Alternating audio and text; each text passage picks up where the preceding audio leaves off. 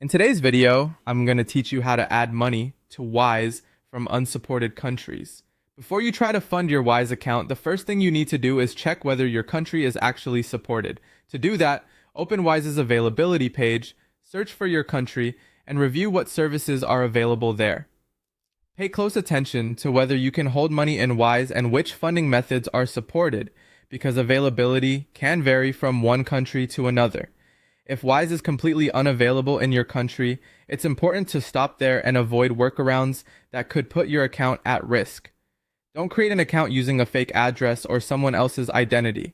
Don't use a VPN to make it look like you're accessing Wise from another location. And don't use another person's bank account or card to add funds. Wise clearly warns that using the service from unsupported locations can lead to restrictions, canceled payments, or refunded transactions. So it's best to stay within the platform's rules. If you already have a legitimate Wise account and you're only temporarily in an unsupported location, check Wise's official instructions before trying to access or fund the account. Your ability to use certain features may depend not only on your account, but also on where you're physically located at the time. Now, if your country does support Wise, but a specific feature does not, that's a different situation. In that case, open Wise and select Add Money. Choose the currency you want to add, enter the amount, and then review the payment methods Wise shows you.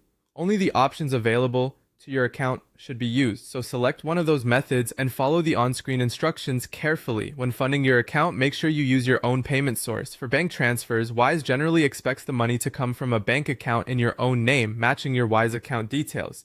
If you're using a card, eligible Visa, MasterCard, and some Maestro cards may be accepted, but the card also needs to be in your name or your business's name. It's also worth checking which currencies are available for top-ups in your region. Wise supports a range of currencies, including USD, EUR, GBP, JPY, SGD, and PHP, but some of these come with location-based restrictions.